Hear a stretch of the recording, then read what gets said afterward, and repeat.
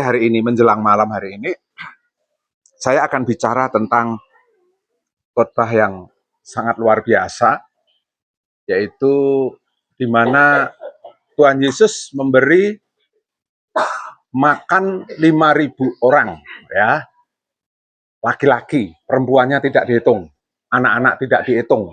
Jadi kemungkinan itu bisa lebih dari 15.000 orang. Ya, kalau anggapnya aja 5.000 orang itu punya suami satu, sudah 10.000 ya, atau punya istri satu, sorry, bukan suami, terus punya anak satu, semua. Paling tidak Tuhan Yesus itu sebenarnya memberi makan 15.000 orang. Nah, Bapak Ibu, kita tidak akan baca seluruhnya cerita ini karena Bapak Ibu udah tahu ya, mujizat 5 roti dan 2 ikan ini. Tetapi malam hari ini kita akan belajar satu tokoh yang bernama Andreas. Nah, kenapa Bapak Ibu kita perlu belajar tokoh yang namanya Andreas ini? Karena Andreas ini sebenarnya murid Tuhan Yesus yang tidak begitu mencolok, ya. Dia tidak menulis kitab, dia tidak begitu dominan di dalam sebuah perkumpulan persekutuan, tetapi Andreas ini selalu bekerja di belakang layar. Jadi Andreas ini tidak menyolok, istilahnya mungkin dia juga tidak pandai bicara, ya, tidak pandai bicara sehingga dia tidak banyak melakukan hal-hal yang seperti rasul-rasul yang lainnya. Tetapi Bapak Ibu jangan disangka, jangan kita anggap remeh. Andreas itu adalah salah satu murid yang sangat dikasihi Tuhan Yesus. Bahkan Andreas ini adalah murid yang begitu dekat dengan Tuhan Yesus. Nah, malam hari ini kita akan belajar dari Andreas, ya. Kita akan lihat ayat yang utama aja, Yohanes 6 ayat 8 sampai 9. Ini bagian dari kisah Yesus memberi makan 5.000 orang.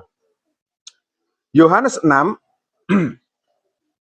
ayat 8 sampai 9. Tolong yang sudah ketemu dibacakan.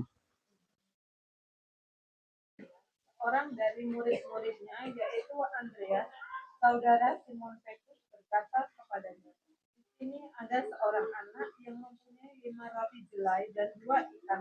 Tetapi apakah artinya itu untuk orang sebanyak ini? Ya, Bapak Ibu, ini satu tindakan yang sangat luar biasa dari Andreas ketika 5.000 orang yang mengikut Tuhan Yesus itu mulai kelaparan, hari menjelang malam, ya, sudah maghrib mungkin ya, kalau sekarang ya sudah mulai gelap. Nah, sedangkan orang yang mengikuti Tuhan Yesus itu memerlukan makan. Nah, singkat cerita, Yesus itu bilang, kamulah yang harus memberi makan mereka, gitu. Jadi mereka akan ikut kita. Yesus menyuruh murid-muridnya untuk memberi makan. Kamulah yang harus memberi makan pengikut-pengikut itu, gitu. Hari menjelang malam, mungkin kalau dia disuruh pergi ke kota-kota terdekat, ya mungkin tidak bisa juga. Nah, mengalami satu jalan buntu, ya. Bagaimana caranya memberi makan 5.000 orang ini, laki-laki, belum sing anak-anak, belum sing istrinya. Nah, ini menemui satu jalan buntu yang membuat para muridnya kebingungan. Nah, akan tetapi Bapak Ibu Saudara dikasih Tuhan, seorang dari murid-muridnya yaitu Andreas, saudara Simon Petrus. Jadi Andreas ini adalah saudaranya Simon Petrus, berkata kepadanya, di sini ada seorang anak yang mempunyai 5 roti jelek dan 2 ikan. Tetapi apakah artinya itu untuk orang sebanyak itu? Ya, jadi 5 roti dan 2 ikan ini tidak ada artinya apa-apa kalau untuk memberi makan 5.000 orang. Ini sesuatu yang mustahil dan tidak akan pernah terjadi. Tetapi satu hal yang dilakukan Andreas adalah, nah kita akan menginjak poin yang pertama. Yang pertama yang dilakukan Andreas adalah Andreas peka, ya. terhadap peluang sekecil apapun. Nah, jadi Andreas ini orang yang peka. Meskipun di tengah kemanusiaannya ini sesuatu yang tidak mungkin, tetapi Andreas berkata di dalam Yohanes ayat 9 itu dikatakan, Yohanes 6 ayat 9 itu dikatakan begini, di sini ada seorang anak. Nah, Andreas tidak melewatkan seorang anak kecil di tengah ribuan orang. Ia melihat 5 roti dan 2 ikan yang tampak tak berarti, tetapi ia tidak mengabaikannya. Andreas mengambil satu kesempatan ini untuk memberi makan 5.000 orang ini. Cuma ada satu anak yang membawa 5 roti dan 2 ikan. Itu pun dibawa kepada Tuhan Yesus. Jadi pendek cerita, siapa yang memperkenalkan anak ini kepada Tuhan Yesus? Andreas. Yang bawa anak ini adalah Andreas. Nah, anak kecil itu tidak dianggap remeh sama Andreas. Karena ada peluang, meskipun di tengah kemustahilan. Tetapi saya percaya Andreas memiliki iman yang begitu besar. Sesuatu yang tidak artinya, bila itu dibawa kepada Tuhan Yesus, akan mendatangkan mujizat yang besar. Amin, Bapak Ibu. Bapak Ibu, sekarang saya tanya kepada Bapak Ibu mempunyai apa di dalam kehidupan ini? Yang pertama, Bapak Ibu mempunyai tubuh. Ya, tubuh, entah usia kita berapa, enggak peduli. Entah tubuh itu sudah tidak ada artinya. Mungkin aku sudah tua, sudah sakit-sakitan. Tetapi ketika kita membawanya kepada Tuhan Yesus sebagai persembahan yang hidup, Tuhan Yesus itu akan memelihara dan melimpahkan mujizatnya di dalam setiap orang percaya. Jadi Bapak Ibu jangan sepelekan, aku wis tua, ya. Anak kecil juga jangan disepelekan, kowe cah cilik ora mudeng opo-opo. Tidak seperti itu. Jadi yang Bapak Ibu punya, apapun itu, jika Bapak Ibu bawa kepada Tuhan Yesus, itu akan mendatangkan mujizat. Bapak Ibu mempunyai harta. Wah, seberapapun harta Bapak Ibu, jika itu dibawa kepada Tuhan Yesus untuk dipersembahkan sebagai kemuliaan Tuhan, Tuhan sanggup memberkati kehidupan Bapak Ibu. Amin. Ya, saya ulangi. Yang pertama adalah Andreas itu peka terhadap peluang sekecil apapun. Jadi di tengah kemustahilan untuk memelihara 5.000 orang, ya ada seorang anak kecil yang membawa 5 roti dan 2 ikan. Dan itu dipandang luar biasa oleh Andreas. Jadi Andreas tidak pernah menyepelekan anak kecil itu. Karena sesuatu yang kecil bila dibawa kepada Tuhan Yesus akan mendatangkan mujizat. Itu kira-kira keyakinan Andreas seperti itu. Nah, demikian juga dengan hidup kita Bapak Ibu sekalian ya. Kita mempunyai sesuatu. Kita mau punya tubuh kita. Selama tubuh kita masih berfungsi ya. Artinya selama kita masih hidup, berikan itu untuk Tuhan. Ya, saya bicara begini untuk yang muda-muda jangan merasa masa hidupku masih panjang gitu ya. Aku kan nggak goseng wong wis tuwek-tuwek, wis nyedaki gitu. Enggak, Bapak Ibu. Ini bagi semua orang, muda, tua, sehat atau sakit. Selama kita masih bernafas, kita bisa memberi tubuh kita kepada Tuhan. Ya, Tuhan itu mau apa sih? Mau hubungan kita sama Tuhan. Ya, jadi ketika manusia jatuh di dalam dosa, hubungan manusia dengan Tuhan terputus. Nah, Tuhan itu mau kita membangun kembali hubungan kita dengan Tuhan. Nah, kalau hubungan dengan Tuhan, itu kalau tidak memberi diri, itu tidak bisa. Bapak Ibu harus menyediakan waktu. Bapak Ibu harus mau berdoa untuk Tuhan, berdoa memuji dan menyembah Tuhan di dalam waktu-waktu Bapak Ibu. Mungkin Bapak Ibu nggak bisa tidur ya. Saya sering kali jam 2 itu bangun Bapak Ibu ya. Bangun kadang-kadang aku meh ngopo. Ya, saya berpikir Tuhan bangunkan saya. Berarti saya harus berdoa, Bapak Ibu ya. Saya harus berdoa karena dengan berdoa iman saya dikuatkan oleh Tuhan. Dengan berdoa menyembah Tuhan, pikiran saya itu kontak sama Tuhan. Saya sedang mempersembahkan tubuh saya. Saya berdoa untuk saudara, saya berdoa untuk anak, saya berdoa untuk istri, Bapak Ibu. Ini kita sedang memberikan sesuatu yang ada di dalam hidup kita. Nah, kita juga punya harta. Ya, tadi sampai pada harta ya. Kadang yang kita punya itu harus kita persembahkan untuk Tuhan. Apa itu? Ya, tadi saya ambil contoh Pak Anto punya mobil untuk jemput Bapak Ibu yang di Polisen, itu pelayanan Bapak Ibu ya. Itu sesuatu yang dipersembahkan Tuhan ya, dengan sukarela.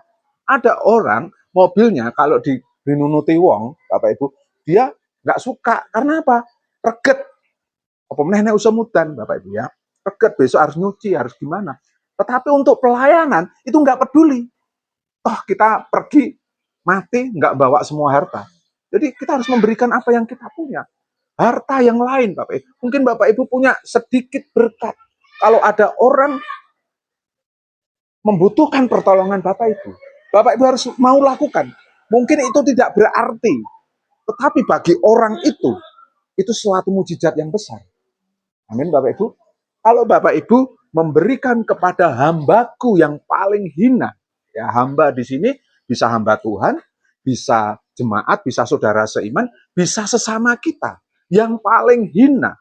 Mungkin bagi Bapak Ibu tidak ada artinya, tetapi bagi orang itu sesuatu yang besar dan itu adalah mujizat besar. Saya kasih contoh. Bapak Ibu waktu beberapa bulan yang lalu kita diajak Bu Nuni ke Musuh, ya ke Musuh ke Mbah siapa itu Bu? Pak Mbah Karso. Ada dua sekarang yang menjadi targetnya ada dua. Ada potensi nggak dia balas kebaikan kita atau kebaikan Bu Nuni? Nggak ada. Kita memberikan hambaku yang paling hina. Orang yang sakit, orang yang membutuhkan pertolongan. Tuhan tidak pernah pandang itu hina. Itu sebuah pelayanan, itu sesuatu yang kecil yang diberikan kepada Tuhan dengan cara menolong sesama. Nah, inilah yang dilakukan, sikap peka inilah yang dilakukan oleh Andreas. Ketika dia melihat 5.000 orang itu, dia hanya berpikir yang bawa makanan cuma ada anak kecil. Cuma 5 roti dan 2 ikan. Tetapi dia tidak pandang remeh 5 roti dan 2 ikan. Dia membawa 5 roti dan 2 ikan itu sama anaknya itu dibawa kepada Tuhan Yesus. Dan apa yang terjadi Bapak Ibu? Potensi yang kecil itu mendatangkan mujizat yang sangat besar. Sehingga 5.000 orang bisa mendapatkan makan. Nah, demikian juga dengan hidup kita. Seringkali kita itu berpikir ya, lah untuk Tuhan terlalu kecil lah, segini. Enggak, sekecil apapun. Kalau Bapak Ibu mempersembahkan untuk Tuhan tidak melihat nominal. Tuhan tidak lihat berapa yang Bapak Ibu yang mau kasih. Ketika kita memberi kepada seseorang, hambaku yang paling hina, bisa sesama, bisa orang yang membutuhkan, itu adalah sesuatu yang besar di hadapan Tuhan. Itu mulia di hadapan Tuhan. Jadi saya mendorong Bapak Ibu untuk melakukan hal tersebut, lakukan sesama saudara kita, saling tolong menolong. Ya, amin Bapak Ibu. Lakukan itu. Punane tenogo, beri tenaga. Ada yang mau jadi tong sampah Bapak Ibu? Ada enggak? Tong sampah penting. Ya, Bapak Ibu harus mau jadi tong sampah. Tahu istilahnya? Tong sampah gini. Misalkan Mas Wahyu itu tong sampah saya ya. Saya tuh cerita apa-apa nih Mas Wahyu. Ya, saya cerita. Saya curhat masalah saya. Dia cuma mendengerin saya. Dia tong sampah bagi saya. Ya, karena tempat saya membuang unek-unek gitu Bapak. Ini jangan dikira bukan pelayanan. Ini pelayanan. Bapak Ibu jadi tong sampah pun itu adalah pelayanan. Itu adalah sesuatu yang hina secara manusia, tetapi di hadapan Tuhan itu bisa membawa satu dampak yang sangat luar biasa. Coba orang stres, kalau ceritanya didengar, dia tuh maklong, seperti mendapat jawaban dari Tuhan. Bebannya enteng. Tetapi hati-hati kalau jadi tong sampah. Kita jangan memiliki mental wartawan. Wartawan itu mentalnya begini Bapak Ibu. Tak ada berita baik selain berita buruk. Artinya ketika orang itu cerita segalanya kepada kita, lalu kita memancing-mancing terus, jadi bahan. Jadi bahan cerita ke sana, kemari, ke sana, kemari. Akibatnya kita tidak ada di tong sampah, tetapi kita jadi wartawan, Bapak Ibu ya. Maksud saya di sini, kita memberi telinga kita untuk saudara kita yang sedang kesusahan, yang sedang nggak enak hati, itu kita boleh melakukan hal itu. Itulah gunanya saudara seiman. Tapi hindari sebagai wartawan. Cukup didengarkan dan didoakan. Amin Bapak Ibu. Ini adalah sesuatu yang kecil, tetapi ketika kita berikan kepada Tuhan, Tuhan Aku nggak punya apa-apa. Aku hanya punya telinga untuk mendengarkan saudara saya. Lakukan dengan baik. Nah, itu adalah kemuliaan bagi Tuhan dan itu mendatangkan mujizat.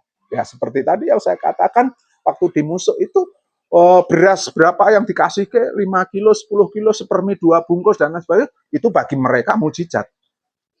Ya, bagi kita bukan. Nah, biasa, aku bisa beli gajian tuku. Nah, iso. Tapi bagi yang kondisi orang seperti itu mujizat besar. Nah, itu kita sedang memberikan sesuatu yang kecil kepada Tuhan Yesus. Sehingga dampaknya akan sangat besar. Dampaknya itu adalah mujizat yang sangat besar. Terus bagian yang kedua. Kalau yang pertama tadi Andreas adalah peka. Yang kedua adalah Andreas tidak menyimpan, tapi membawa kepada Tuhan Yesus.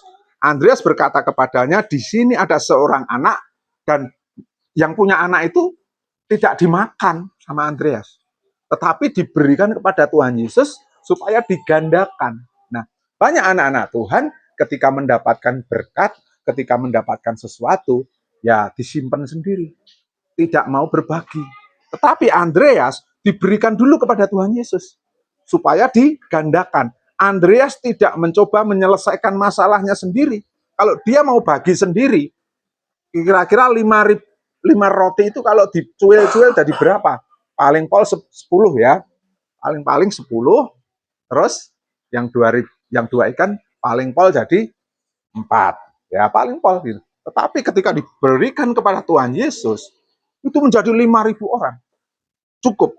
Jadi di sini Andreas tidak menyimpan itu berkat, tetapi dia berikan kepada Tuhan Yesus sebagai persembahan supaya Tuhan Yesus melipat gandakan. Sehingga konsepnya begini Bapak Ibu. Andreas bisa saja curang-curangan, anak itu diambil sendiri, dimakan sendiri, bisa saja. Tetapi dia tidak mau lakukan itu. Andreas itu memberikan kepada Tuhan Yesus supaya Tuhan Yesus membuat mujizat atas 5 roti dan 2 ikan itu. Jadi yang kedua, Andreas tidak menyimpan itu 5 sorry, diedit lagi 5 roti dan 2 ikan itu. Terus yang ketiga adalah Andreas tidak harus paham untuk taat.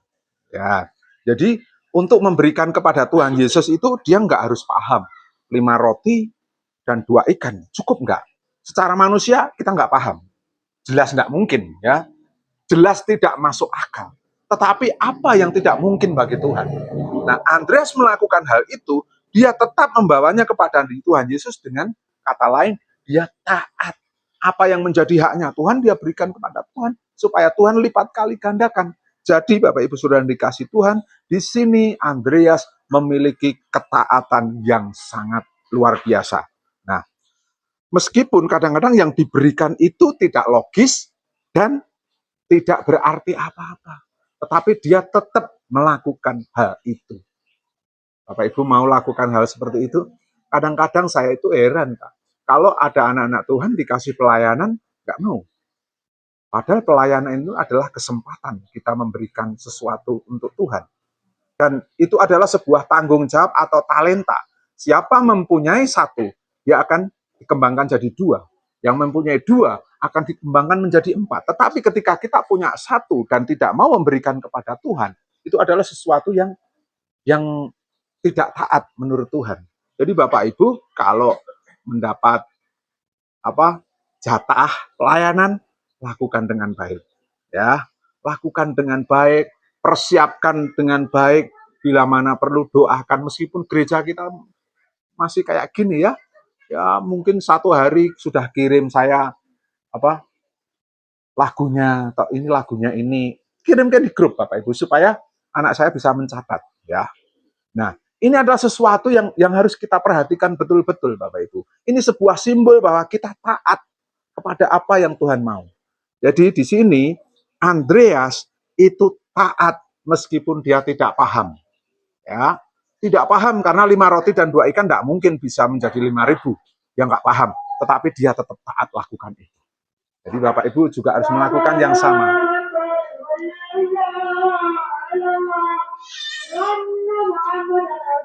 Yang poin yang ketiga ini adalah Andreas itu taat. Jadi Bapak Ibu, taat itu adalah begini Bapak Ibu. Taat itu adalah sesuatu yang Tuhan perintahkan dan kita melakukannya. Bukan sakar PDW. Nek aku dong kepengen, aku mau melakukan. Nek aku dong ora kepengen, nggak lagi bad mood, ya saya nggak akan lakukan. Nah, contoh di dalam Alkitab, Abraham taat saat dipanggil pergi ke negeri yang lain. Jadi Abraham itu tinggal di negeri Ur Kasdim, di mana negeri itu sebenarnya Abraham tinggal sebagai orang kaya. Tetapi Tuhan perintahkan, pergi. Kemana? Nggak tahu. Pergi ke tempat yang akan kutunjukkan. Sebuah tanah yang berkelimpahan susu dan madu. Nah, itu sebenarnya tanah Palestina atau Kanaan ya, Bapak Ibu ya. Zaman dulu ya, bukan Palestina sekarang ya. Nah, itu adalah tanah yang sangat berkelimpahan susu dan madu, Bapak Ibu yang dikasih Tuhan. Tetapi waktu Tuhan menyuruh Abraham pergi ke tanah perjanjian itu, Tuhan tidak ngomong. Yang dilakukan hanya apa? Kamu disuruh taat. Lakukan yang menjadi bagianmu. Lalu Abraham taat. Ketika Abraham taat, dia bisa masuk tanah perjanjian, Bapak Ibu ya, di kemudian hari. Ya. Dan anak cucunya yang menikmati ya. Terus Maria juga menerima kabar yang ngeri, Bapak Ibu. Dia seorang perawan yang belum menikah, tahu-tahu dikabari hamil. Ya, dia tidak paham bagaimana mungkin saya seorang wanita belum pernah berhubungan, tahu-tahu hamil. Ini resiko besar, Bapak Ibu. Tapi dia taat. Yusuf pun juga taat. Nah, jangan tunggu segala sesuatu menjadi jelas, tetapi taat dulu. Percaya dulu sama Tuhan, bahwa Tuhan sanggup mengerjakan sesuatu yang besar di dalam hal-hal yang kecil. Taat dulu kepada Tuhan, baru Tuhan kerjakan sesuatu yang besar. Seringkali kita minta yang besar dulu ya, baru taat dibenang. Tidak bisa. Jadi di sini Andreas ini taat meskipun dia belum paham, meskipun dia ragu, 5 roti dan 2 ikan mana mungkin, tapi karena dia taat, akhirnya ketaatan itu mendatangkan mukjizat. Jadi Bapak Ibu, kalau Bapak Ibu taat, Bapak Ibu pasti hidupnya mendapatkan berkat atau mendapatkan mukjizat dari Tuhan. Amin Bapak Ibu. Yang keempat, di sini kita akan melihat bahwa Tuhan mengubah ketaatan kecil menjadi mukjizat yang besar. Ya, lihat Yohanes ayat 6, 10 sampai 13. Coba Mbak Eti. Yohanes 6, 10 sampai 13.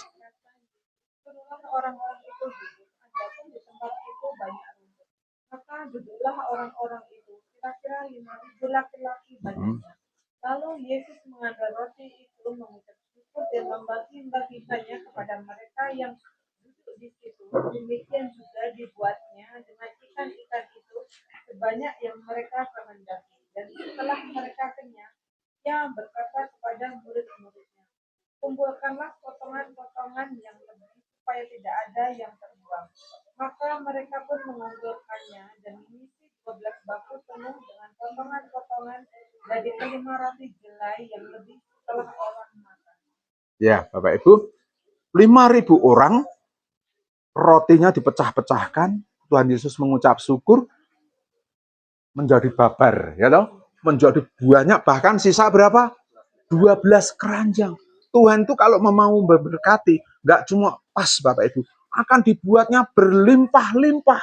Sampai berlimpah 12 bakul, Bapak Ibu. Sampai sisa. Nah, itu dimulai dari sebuah ketaatan yang kecil. Nah, jadi Bapak Ibu, dalam hal kecil, Bapak Ibu harus setia dulu. Mungkin hari ini berkatnya baru kecil, tapi harus setia dulu. Karena Tuhan akan membuat berkat itu menjadi besar ketika kita setia dulu, ya. Setia dulu. Jadi ketaatan yang kecil ini akan mendatangkan mukjizat yang sangat besar. Ini yang dialami oleh Andreas dan pengikut-pengikutnya itu. Jadi sampai sisa. Rotinya itu sampai sisa. Berasal dari 5 plus 2. Nah, matematika dunia 5 plus 2 menjadi 7. Tetapi kalau matematikanya Tuhan, 5 plus 2 bisa 5.000, bahkan 15.000. Inilah bedanya Tuhan dengan manusia. Jadi jangan tunggu kita paham, yang penting lakukan ketaatan, meskipun ketaatan itu baru kecil saja. Kita itu dituntut Tuhan untuk taat secara kecil-kecilan dulu loh Bapak Ibu. Sebelum Tuhan beri tanggung jawab yang besar, Tuhan tuh beri kecil-kecilan dulu sama kita. Taat enggak waktu kita dikasih tanggung jawab yang kecil. Ketika kita taat, ketaatan yang kecil itu akan mendatangkan mujizat yang besar dari hidup kita. Amin Bapak Ibu. Ya, saya kira itu. Terus penutup. Bapak Ibu, jadilah kita seperti Andreas. Walaupun tidak populer, Bapak Ibu tidak terkenal, tetapi tetap dipakai Tuhan untuk menjadi saluran berkat. Dan saluran berkat itu nanti ujung-ujungnya bahkan malah sisa. Sisa 12 keranjang. Itu bicara kelimpahan Bapak Ibu. Asal kita mau taat seperti Andreas ya. Dimulai dari yang kecil-kecil dulu. 5 roti dan 2 ikan dalam hidupku bisa jadi ketika kita memiliki sesuatu yang kecil, tetapi kita berikan kepada Tuhan, maka Tuhan akan membuatnya menjadi besar atau luar biasa. Ya, pertanyaannya, sudahkah aku taat? Sebelum semuanya ini terjadi, mulailah dulu dengan ketaatan kita. Ya, saya kira firman Tuhan tidak kami perpanjang, biarlah ini menjadi kekuatan bagi kita, dan ini membuat kita hidup diberkati. Kita